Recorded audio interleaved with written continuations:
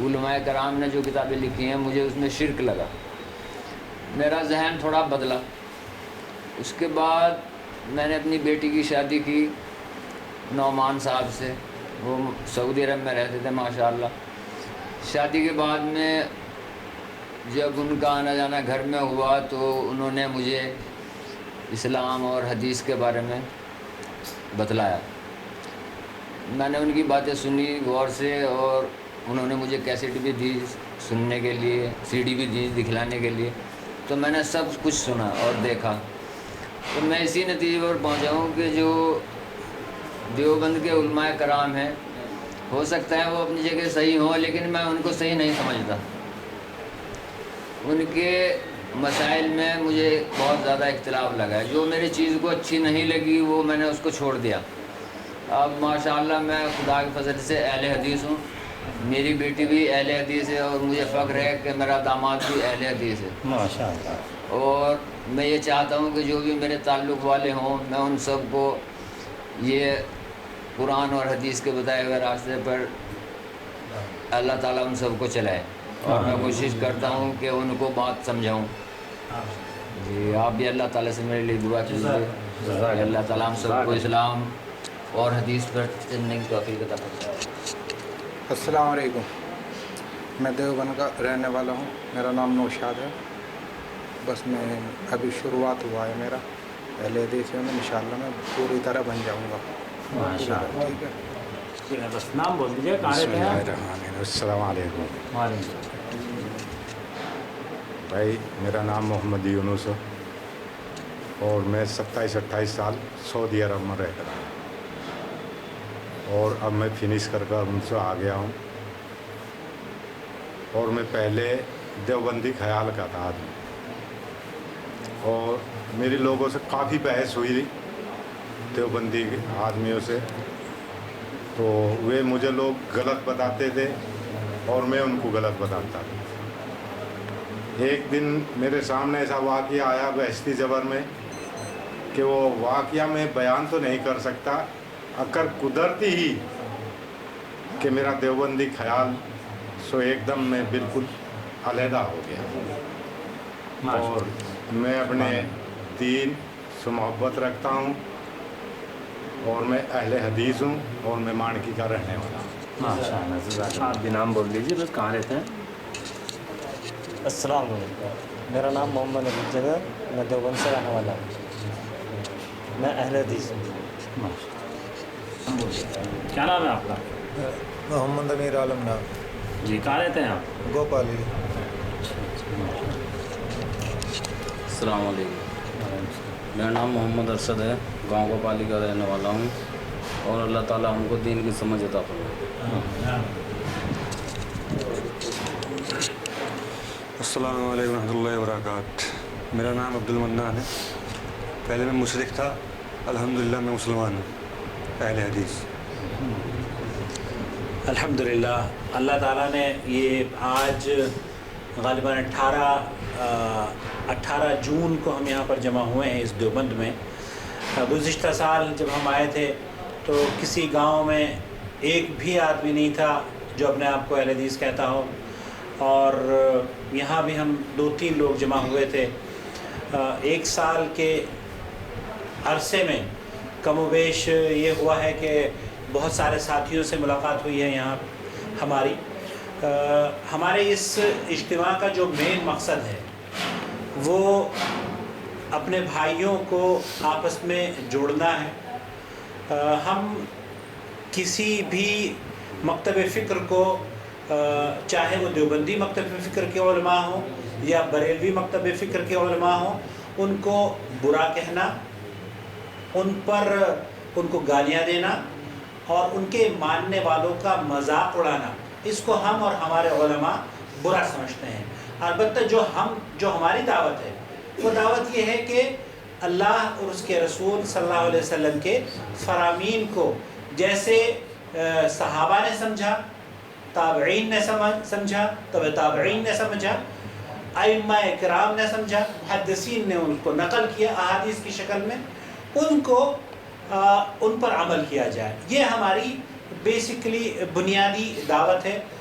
ہم چاہتے ہیں کہ یہ جو سلسلہ جو روشنی نور توحید کی اس دیوبند میں پنپ رہی ہے، پھل رہی ہے، اس سے اور دوسرے محلوں میں بھی، یہ دوسرے شہروں میں اور گلیوں میں، بازاروں میں جو اہل حدیث کی فکر ہے وہ عام ہو۔ آج جو بھائی اکرام نام ہے آپ کا، بھائی اکرام کے ساتھ جو حادثہ ہوا، ایک عالم دیوبند کو بلایا جاتا ہے گاؤں میں اور ان کے اوپر اٹیک کیا جاتا ہے اور ان کو بندر اور نہ جانے کن کن چیزوں سے، کن کن ناموں سے نوازا جاتا ہے۔ یہ نازیبہ اس طرح کی جو گفتگو ہے، ہم نہیں سمجھتے کہ یہ کسی اہل علم کا شیوا ہے۔ اہل علم یقینی بات ہے کہ وہ عالم نہیں ہوں گے جنہوں نے وہاں جا کر دیوبند سے اپنے آپ کو جوڑ کر اس بیان کو دیا ہے جو ہم نے ابھی سنا ہے،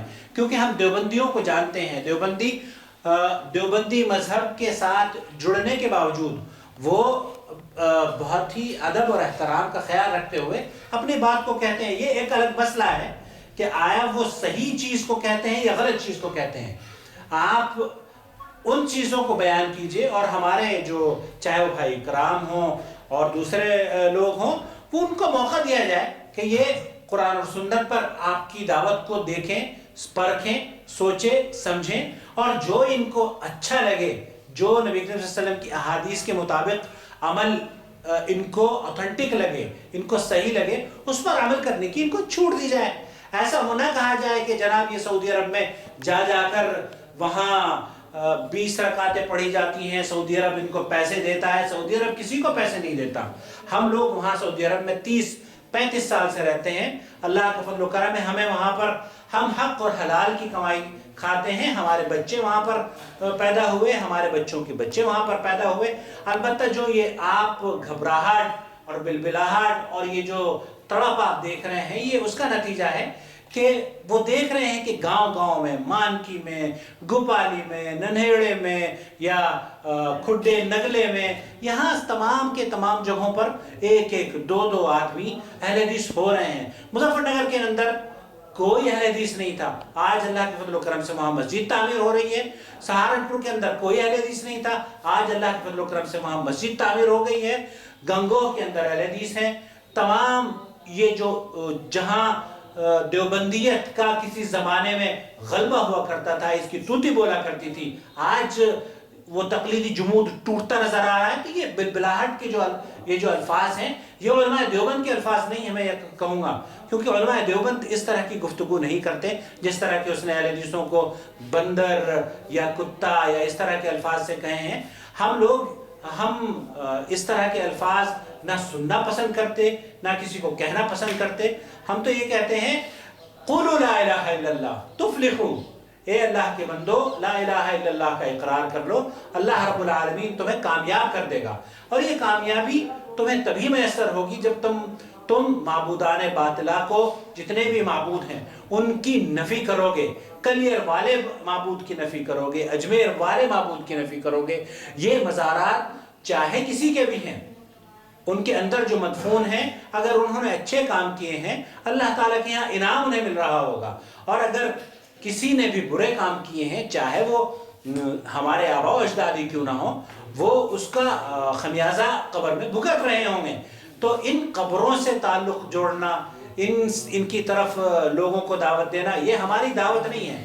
ہماری دعوت صرف اور صرف قرآن و سنت کی دعوت ہے۔ مولانا نے جیسے آپ کے گاؤں میں کہا کہ جناب قرآن اور حدیث ویسے سمجھو جیسے کہ صحابہ سمجھتے تھے، تو اہل حدیث بھی تو یہی کہتے ہیں، جس طریقے سے صحابہ نے قرآن اور حدیث کو سمجھا ہے اسی طریقے سے ہم سمجھتے ہیں۔ البتہ ہم میں اور آپ میں فرق یہ ہے کہ آپ یہ سمجھتے ہیں، آپ یہ کہتے ہیں کہ جناب امام ابو حنیفہ رحمۃ اللہ علیہ کی دوربین سے سمجھا جائے اس کو۔ اگر اس بات کو بھی تسلیم کر لیں تب بھی آپ امام ابو حنیفہ رحمۃ اللہ علیہ کی بہت ساری باتوں کو نفی کرتے ہوئے ان کی باتوں کو نہیں مانتے۔ تو مولانا ایک ایسی بات کی جائے، عورتوں پر اعتراضات کرنا، عورتوں پر بچوں پر اعتراضات کرنا، یہ کوئی عالم دین کا شیوا نہیں ہے۔ ہم لوگ یہاں جمع ہوئے ہیں، ہم لوگوں کا مقصد یہ ہونا چاہیے، ہر آدمی، دیکھیے ہمیں یہاں پر اللہ گواہ ہے، حافظ شکیل صاحب دہلی سے آئے ہیں، میں بھی دہلی سے حاضر ہوا ہوں۔ ہم لوگ یہاں آپ کی محبت میں اکٹھے ہوئے ہیں، دین کی محبت یہاں ہمیں کھینچ کر لائی ہے، اور ہم یہ چاہتے ہیں کہ آپ لوگ بھی دین کی محبت کے ساتھ جڑیں، آپس میں ایک دوسرے سے رابطہ رکھیں، دکھ اور سکھ میں، غم اور خوشی میں ایک دوسرے کے ساتھ کھڑے ہوں، ایک دوسرے کے ساتھ بھائی بھائی جس طریقے سے تعاون کرتا ہے اس طریقے سے تعاون کریں۔ ہم آپ کے بھائی ہیں، جس لائق ہیں ہم آپ کے ساتھ ہیں۔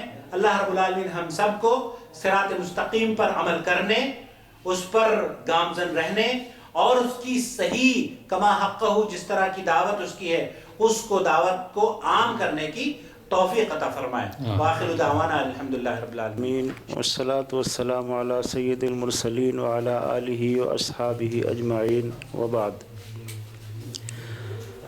یہاں آج دیوبند کی سرزمین میں بھائی نعمان صاحب کے مکان پر آپ تمام حضرات سے ملاقات ہوئی، بڑی خوشی اور مسرت کا موقع ہے۔ جن بھائیوں نے بھی دین کی سمجھ حاصل کی اور اپنے آپ کو قرآن و حدیث سے جوڑا ہے، ان کے لیے اللہ تعالیٰ سے ہماری دعا ہے اللہ تعالیٰ انہیں استقامت دے اور ہمارے ان تمام احباب کی اللہ تعالیٰ حفاظت فرمائے۔ اس موقع پر میں آپ حضرات سے یہی عرض کروں گا کہ آپ نے جو راستہ اختیار کیا ہے یہ بہت اہم راستہ ہے اور حقیقت میں یہی صراط مستقیم ہے۔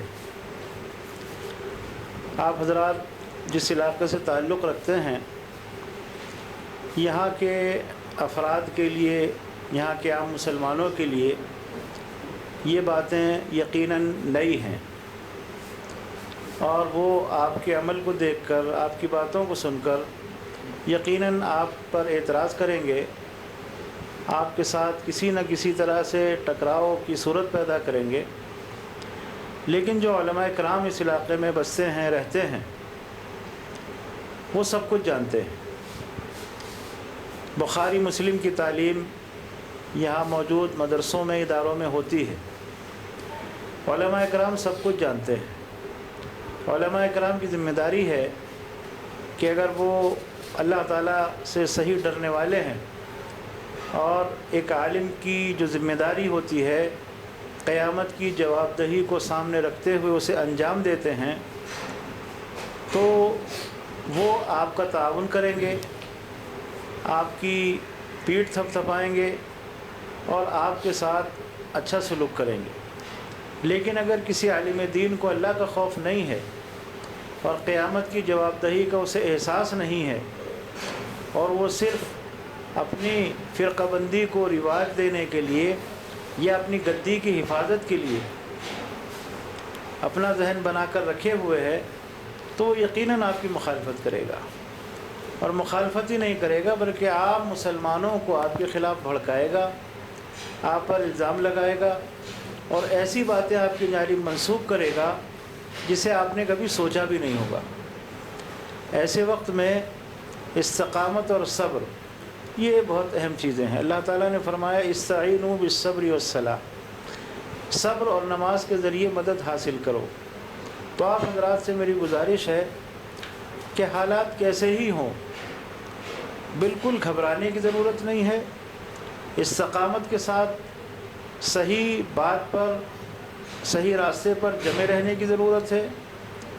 آپ جس راستے پر ہیں وہ حقیقتاً حق ہے اور صحیح راستہ ہے، اس لیے نہ پیچھے ہٹنے کی ضرورت ہے، نہ گھبرانے کی ضرورت ہے۔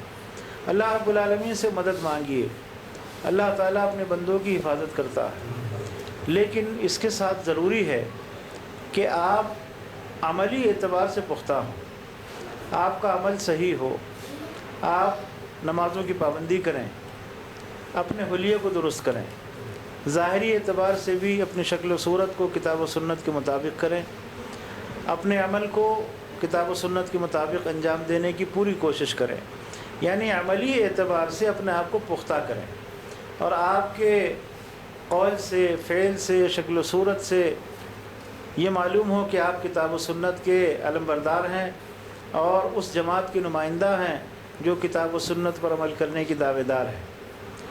تو یہ نجی طور پر بہت ضروری ہے۔ ہم نے اپنے آپ میں تبدیلی پیدا کر لی، اور اس ناحیے سے کہ ہم اب دیوبندی نہیں ہیں یا بریلوی نہیں ہیں، یا ہم نے قبروں پر چادریں چڑھانا چھوڑ دی ہے، یا عرس میں اب نہیں جائیں گے، اور ہم اہل حدیث ہیں، اور اس کے بعد عملی زندگی میں ہم کورے ہوں، تو اہل حدیث ہونے کا کوئی فائدہ نہیں۔ اہل حدیث ہونے کا فائدہ جب ہے جب ہم عملی طور پر بھی پختہ ہوں، اور اپنے آپ کو عملی طور پر ہم مضبوط سے مضبوط تر کریں۔ آپ کے مخالفین آپ کی باتوں کا کوئی جواب تو نہیں دے پائیں گے، لیکن وہ آپ کو تھوڑی دیر کے لیے الجھانے کے لیے، آپ کو روکنے کے لیے ضرور آپ کے ظاہری اعمال پر اعتراض کریں گے۔ کوئی کہے گا کہ آپ کی قمیص ایسی ہے، کوئی کہے گا کہ آپ کا پاجامہ ایسا ہے، کوئی کہے گا کہ صاحب آپ کی مونچھیں ایسی ہیں، کوئی کہے گا آپ کی داڑھی نہیں ہے۔ تو یہ ظاہری چیزیں جو ہیں ان پر وہ اعتراضات کریں گے تاکہ آپ کی بات کو روکا جائے۔ آپ کی جو صحیح بات ہے اس کا جواب نہیں دے پائیں گے، اور نہ جواب ان کے پاس ہے، لیکن آپ کو اس طرح سے تو آپ ایسی باتوں کا بھی انہیں موقع نہ دیں، اور انہیں کوئی راستہ نہ دیں کہ جو کسی ناحیے سے ظاہری اعمال پر یا اس طرح کی کوتاہیوں میں آپ پر اعتراض کر سکے۔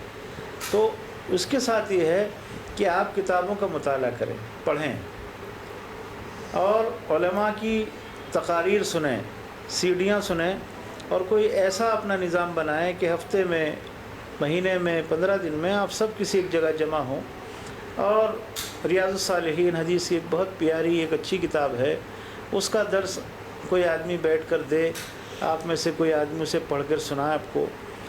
کوئی اس طرح آپ جمع ہوں کہ کسی دن آپ کو قرآن کریم کی چند آیتوں کا ترجمہ، قرآن کا درس ہو، تو درس قرآن و حدیث کی مجلس آپ کے یہاں ہونی چاہیے۔ جہاں بھی آپ کو سہولت ہو اس طرح کی جگہ کا انتخاب کریں اور یہ سلسلہ شروع کریں۔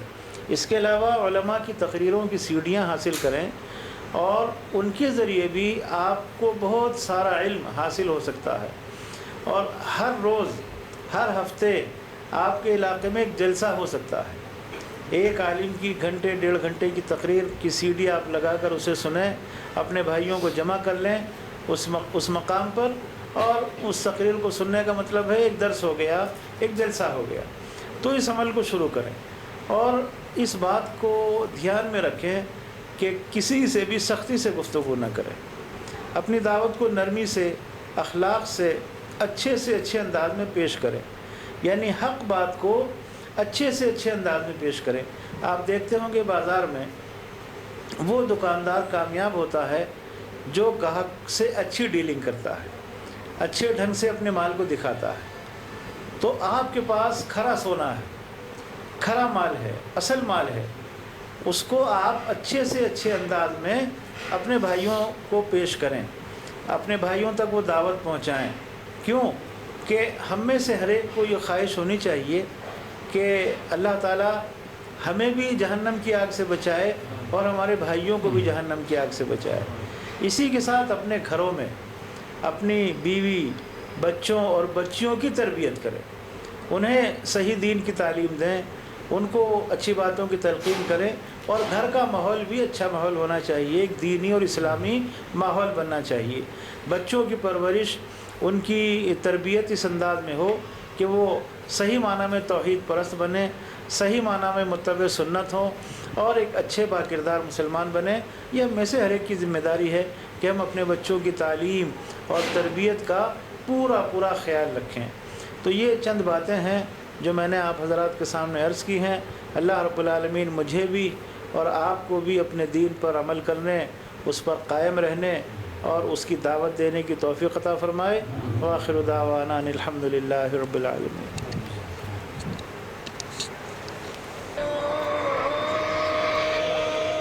بسم الله الرحمن الرحيم. الله ولي الذين آمنوا يخرجهم من الظلمات إلى النور والذين كفروا أولياؤهم الطاغوت يخرجونهم من النور إلى الظلمات أولئك أصحاب النار هم فيها خالدون.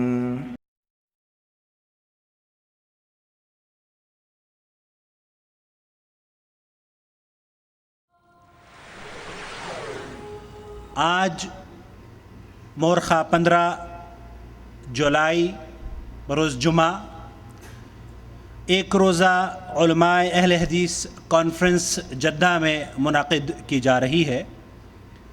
اس کانفرنس میں بر صغیر کے جید سلفی علماء کرام شرکت فرما رہے ہیں.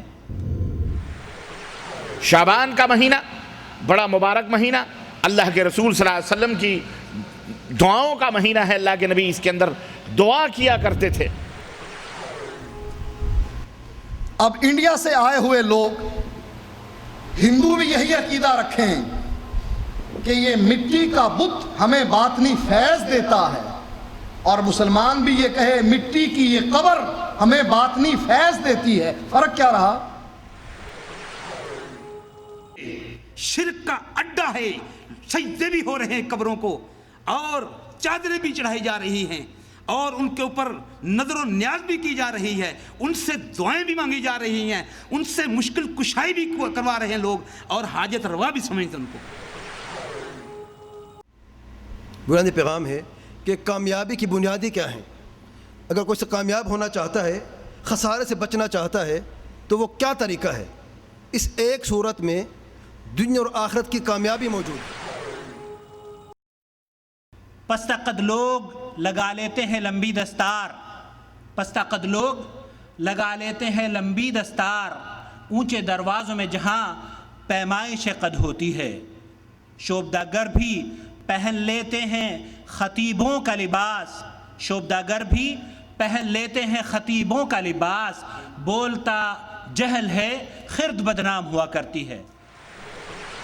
ہمارے درمیان کچھ پاگل اور مجنون قسم کے لوگ پیدا ہوئے جن کی شکم کے اوپر لات پڑنے لگی، جو دجل اور مکر اور شعبدے بازیوں سے مسلمانوں کو گمراہ کرنے لگے، باباؤں اور ملاؤں کا نام لے لے کر کے ان کے ایمان اور عقیدوں پہ ڈانکے ڈالنے لگے.